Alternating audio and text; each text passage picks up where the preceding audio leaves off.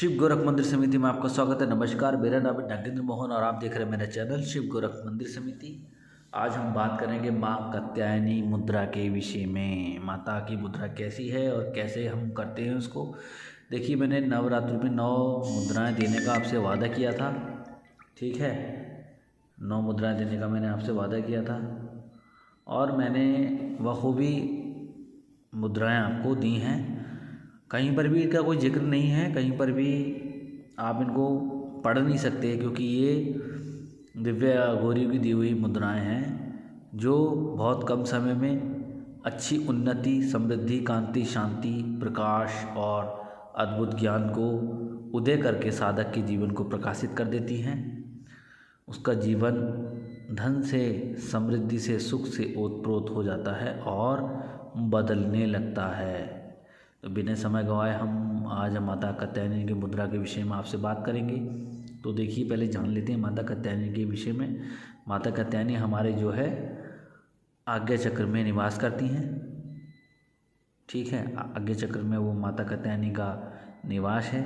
हमारे आज्ञा चक्र से लेकर के हमारे विशुद्धि चक्र की जितनी भी दूरी है माता कात्यायनी ही प्रदान करती हैं। माता कात्यायनी ज्ञान की स्वरूपा देवी हैं जो हमें अद्भुत ज्ञान की प्राप्ति कराती हैं और हमारे जीवन को प्रकाशित करती हैं। ये हमारे अगले पिछले जन्मों को भी साथ में ले जाने का कार्य करती हैं, अर्थात जो हमारे आगे जन्म होगा, जो हमारा पिछला जन्म होगा, इसके विषय में भी ये अच्छी जानकारी रखती हैं और साधक को इसका ज्ञान कराने में अपना आशीर्वाद प्रदान करती हैं। तो देखिए, वीडियो बनाते समय बहुत सी त्रुटियां मुझसे हो सकती हैं, क्योंकि मैंने कभी आज तक वीडियो बनाई नहीं, लेकिन आप लोगों के लिए कुछ मेहनत करके मैं वीडियो बना रहा हूं ताकि आप अपना जीवन कल्याणकारी बना सकें। तो मेरा वीडियो बनाने का और कोई प्रयोजन नहीं है, क्योंकि कहीं पर भी यूट्यूब पर या फिर किसी और फील्ड में इतनी मुद्राओं का जिक्र कहीं नहीं है। तो ये जो मुद्राएं हैं पूर्ण रूप से अपने आप में दिव्य और चमत्कारी हैं, ये तो आपको पता है। ये अनुभव आपको हुए हैं और ऐसे अनुभव करे हैं आपने कि आपको दिव्य चमत्कार होने लगे हैं। तो देखिए, बिना समय गंवाए हम आपको बताते हैं माता कात्यायनी मुद्रा के विषय में। तो देखिए, माता कात्यायनी का जो स्वरूप है वो हमारा आज्ञा चक्र पर निवास करता है। हमें ज्ञान प्रदान करने में हमारी सहायता करती हैं ये, और वस्तु का यथार्थ ज्ञान हमें प्रदान करने में इनसे सहायता मिलती है। अर्थात हमें ज्ञान होता है कि ये पेन है, पेंसिल है, ये कॉपी है, ये रजिस्टर है, ये कुर्सी है, ये घर है, ये माता हैं, ये पिता हैं। ये जो पहचान का कार्य है, ये जो पहचान का कार्य है जिसमें हम ये पहचान पाते हैं कि ये हमारा भाई है, ये हमारा दोस्त है, तो ये याददाश्त का जो जितना भी सिस्टम हमारी बॉडी में मौजूदा में है, तो इसका ज्ञान कराने में ये माता हमें सहायता प्रदान करती हैं। अर्थात अगर ये माता हमारे शरीर के अंदर ना हो तो हम अपनी याददाश्त पूर्ण रूप से भूल सकते हैं। हमारी याददाश्त को कायम रखने में ये हमारी सहायता प्रदान करती हैं। तो देखिए, इतना सब कुछ करने के बावजूद भी हम इनके लिए कुछ नहीं करते। 9 दिन में नवरात्रि आते हैं, नवरात्रियों के व्रत भी हम आगे पीछे रख लेते हैं। और देखिए, बिना किसी भेदभाव के, बिना किसी कहते हैं उसके फल के, ये जो है हमें कैसे सहायता प्रदान करती हैं, अर्थात हमारे शरीर को किस तरीके से स्वस्थ रखने में ये हमारी सहायता करती हैं। जीवन पर्यंत तक ये इस तरीके से सहायता करती रहती हैं। चाहे इनकी भक्ति करो या ना करो, इनका कार्य यही रहता है। तो माता को मैं नमन करता हूँ उनके इस कार्य के लिए कि वो मेरे शरीर में मौजूद हैं और मुझे याददाश्त रखने की, मेरी याददाश्त को बढ़ाने के लिए ये कार्य कर रही हैं। तो मैं नमन करता हूँ उन्हें,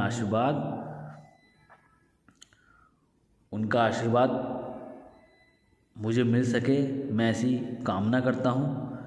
तो सुनिश्चित तौर पर ये जान लेते हैं कि जब आप कोई भी मुद्रा करें तो वो आपके लिए बेनिफिट ज़रूर देने वाली है। माता कात्यायनी की मुद्रा बिना समय गवाए हम बताते हैं। साथ में हम आपको ये बताते हैं कि माता कात्यायनी हमारी बॉडी के अंदर क्या क्या करती हैं। तो माता कात्यायनी हमारी बॉडी के अंदर हमारे शब्दों का निर्माण करने में हमारी सहायता करती हैं, वस्तुओं को याद रखने में हमारी सहायता करती हैं, देखने सुनने बोलने में हमारी सहायता करती हैं। सभी चीज़ों की याददाश्त को बढ़ाने में इनका बहुत बड़ा योगदान है। और साथ में ये हमारी 9 ग्रहों के प्रतीक हैं। ठीक है, तो ये बहुत से काम हैं इनके, बहुत से कार्य हैं इनके जो हमारी बॉडी के अंदर ये करती हैं। सेंट्रल नर्वस सिस्टम जो हमारी बॉडी में है, तंत्रिका तंत्र, उसको संचालन करने में इनकी बहुत बड़ा योगदान है।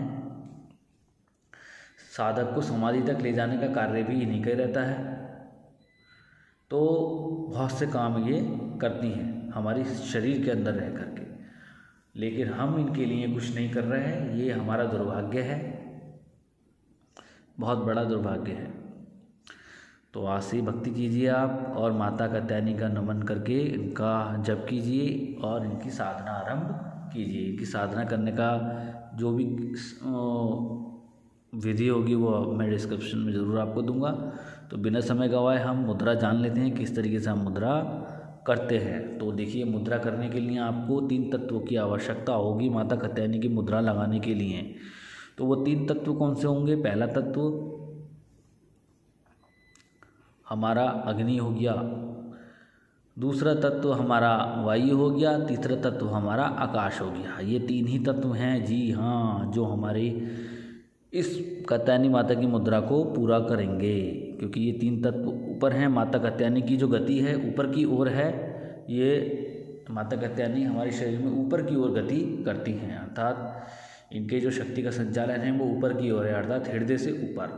तो हृदय से ऊपर हमारे 3 तत्व हैं, ये पहला, दूसरा और तीसरा। तो पहला मध्य तत्व यही है जो यहाँ पर हृदय विराजमान रहता है। ये दूसरा तत्व ये है कि हृदय से ऊपर, और तीसरा तत्व ये हृदय से नीचे। तो ये 3 तत्व हो गए। अब इनको करना क्या होगा? ये हमारा सूर्य का प्रतीक है और ये हमारा चंद्रमा का प्रतीक है। अर्थात ऐसे कहें तो यूँ सुन लीजिए, ये हमारी पुरुष तत्व की नाड़ियाँ हैं और ये हमारी स्त्री तत्व की नाड़ियाँ हैं। साधारण भाषा में ये हमारे पुरुष तत्व के 3 चक्र हो गए। पहला चक्र हमारा आकाश चक्र, दूसरा चक्र हमारा वायु, तीसरा हमारा अग्नि। चक्रों की अगर हम बात करें तो ये हमारा विशुद्धि चक्र, ये हमारा अनाहत चक्र और ये हमारा मणिपूर्ण चक्र। ठीक है, वैसा ही इसमें होगा। ये हमारा विशुद्धि चक्र, ये हमारा अनाहत चक्र और ये हमारा मणिपूर्ण चक्र। तो ये यहाँ पर कुछ इस तरीके से होता है। ठीक है, यहाँ पर 2 तत्व हम अंतर्मुखी करते हैं अपने शरीर के, अर्थात अंदर की ओर गति करने वाले बना लेते हैं। इनसे हमारा कोई मतलब नहीं है इस मुद्रा में। तो ये हमने बंद कर दिए। बंद करने के बाद में हमें कुछ इस तरीके से ये कर लेना है। ठीक है, ये यहाँ कुछ इस तरीके से कर लेना है। जी हाँ, देख लीजिएगा, कुछ इस तरीके से हम करेंगे। करने के बाद में आपको ये कुछ इस तरीके से लगा लेनी है और लगाने के बाद में आपको बैठ जाना है।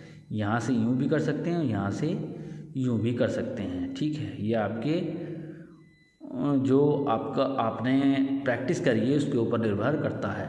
इस तरीके से भी कर सकते हैं आप और इस तरीके से भी कर सकते हैं। ये वाली उंगली को पहले ला सकते हैं, ये वाली उंगली को भी पहले ला सकते हैं। तो जहाँ पे आपको सहूलियत लगे वहाँ पे आप करें। करने के बाद में आपको कुछ इस तरीके से करना है। देख लीजिएगा, ये मुद्रा यहाँ से कुछ इस तरीके से दिखाई देगी, यहाँ से कुछ ऐसे और यहाँ से कुछ ऐसे। यहाँ पर ये खुलनी नहीं चाहिए, यहाँ बंद होनी चाहिए। बंद होने के बाद में यहाँ का पोरे भी दिखाई ना दें, ऐसी कृपा करें, ये पोरे भी दिखाई ना दें। तो ये कुछ इस तरीके से करके बैठ जाना है। बैठने के बाद में माता कात्यायनी का ध्यान कर लेना है। ध्यान करने के बाद में आपको इस तरीके से आपको करना है। ठीक है, यहाँ पर यहाँ कुछ इस तरीके से। ठीक है, यहाँ पर कुछ इस तरीके से करना है आपको। करने के बाद में आपको बैठ जाना है। सिद्धासन या पद्मासन पे बैठ करके इस मुद्रा को लगा लेना है। पूर्ण ब्रह्मचर्य और अखंड साधना के साथ में आपको ये मुद्रा लगा लेनी है। इस चीज़ का विशेष ध्यान रखना है कि अंगूठा ऊपर की ओर 90 डिग्री पर हो, बाकी सब नीचे हों। बाकी आपकी ये जो 2 नाड़ियाँ हैं, ये 2 चक्र हैं, ये साइड में होने चाहिए। हमारे दोनों जो हमारी मध्यमा और हमारी तर्जनी उंगलियां हैं दोनों हाथों की, वो साइडों में होनी चाहिए। अंगूठा हमारे बीच में होना चाहिए, सीधा ऊपर की ओर। ऐसे बैठने के बाद में आपको माता कात्यायनी का ध्यान कर लेना है। ध्यान करने के बाद में आपको हल्की सी ऊर्जा का अनुभव होगा। ऊर्जा धीरे धीरे बढ़ेगी और आपको गोल सा प्रकाश दिखाई देगा। प्रकाश में आपको एक छल्ला दिखाई देगा। छल्ला ना दिखाई दे करके आपको तारे भी दिखाई दे सकते हैं, सूर्य भी दिखाई दे सकते हैं, पेड़ पौधे भी दिखाई दे सकते हैं। बहुत सी चीज़ें आपको दिखाई दे सकती है। ये आपकी चेतना के ऊपर निर्भर करता है कि आपने ध्यान के समय अपनी चेतना का जो स्तर है वो कितनी ज़्यादा ऊपर की ओर कर लिया है। तो इस मुद्रा को आप करें तो कुछ इस तरीके से ये मुद्रा दिखेगी। देख लीजिएगा, कुछ इस तरीके से ये मुद्रा दिखेगी। तो इस मुद्रा को कुछ इस तरीके से करना है आपको।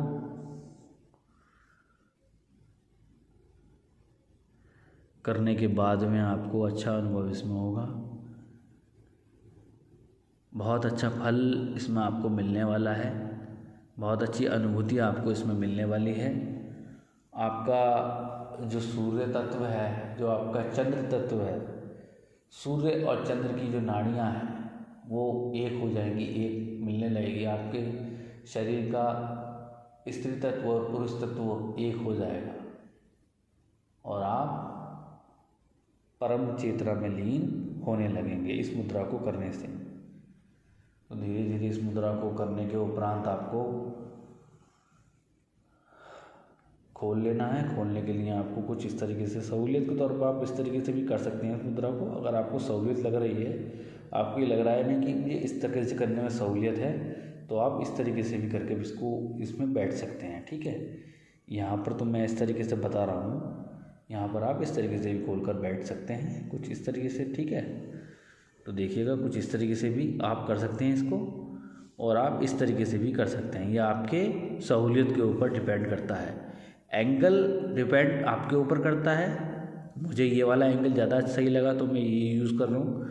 बेनिफिट दोनों का एक ही है। ठीक है, तो कुछ इस तरीके से आपको कर लेना है। ठीक है, तो इस मुद्रा को करो, अच्छी सफलता अर्जित करो। जो अनुभव आपको हो मुझे कमेंट्स में ज़रूर बताओ। मेरी वीडियो को आगे लेकर जाओ, अधिक लोगों तक पहुंचाओ, ताकि वो मुद्राओं का ज्ञान अर्जित कर सकें और अपने जीवन को कल्याणकारी बना सकें, माता की भक्ति प्रदान कर सकें, माता की भक्ति जो है ग्रहण कर सकें और माता को प्रसन्न कर सकें। जो भी साधना करें जन कल्याण के लिए करें, लोगों की भलाई के लिए करें। लोगों को पीड़ा देने के लिए कोई भी साधना ना करें, क्योंकि कोई भी मनुष्य हैं वो अपने स्वभाव से विवश हैं। जैसा उनका स्वभाव है कभी परिवर्तित नहीं होने का है, वो कभी बदलेगा नहीं। जो स्वभाव है उनका वैसा ही रहना है। तो उनका स्वभाव को देख करके उनके लिए सजाएं निर्धारित ना करें। केवल और केवल ईश्वर से यही प्रार्थना करें कि वो आपके अनुकूल हो जाएं। नहीं हुए हैं तो वो आपके अनुकूल अवश्य होंगे। जो भी लोग हैं आपके, जो भी शत्रु हैं आपके अनुकूल हो, अनुकूल ना भी हो तो भी कोई दिक्कत परेशानी नहीं है, क्योंकि आप इस संसार में अकेले हैं और आपके जितने भी कर्म होंगे उसका जो परिणाम है वो आप ही को ही भुगतना है। कोई और उसमें साझी नहीं होने का है, ना ही आपके मित्र, ना ही आपके पड़ोसी जन, ना ही आपके परिवार के लोग। जो भी पाप होंगे वो आपको स्वयं ही भोगने होंगे। चाहे अब भोग लें, अब नहीं भोगेंगे इस जन्म में नहीं, अगले जन्म में, अगले जन्म में नहीं तो और अगले जन्म में।